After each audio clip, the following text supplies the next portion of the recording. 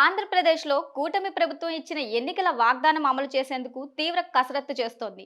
మహిళలకు ఇచ్చిన వాగ్దానాన్ని నెరవేర్చడమే ధ్యేయంగా సీఎం చంద్రబాబు సీరియస్గా దృష్టి సారించారు.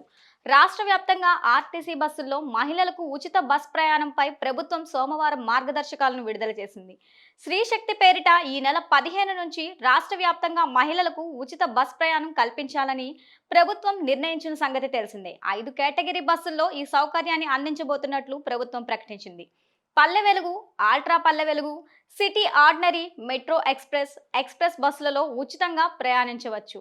బాలికలు, మహిళలు, ట్రాన్స్జెండర్లు తగిన గుర్తింపు కార్డును చూపించి ఉచిత ప్రయాణం చేయవచ్చునని ప్రభుత్వం వెల్లడించింది. అయితే తిరుమల తిరుపతి మధ్య తిరిగే సప్తగిరి బస్సుల్లో ఉచిత ప్రయాణం వర్తించదు.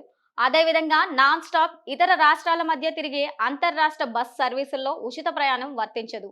Saptagiri express, ultra deluxe, super luxury, star liner, AC బస్సులకు పథకం వర్తించదు.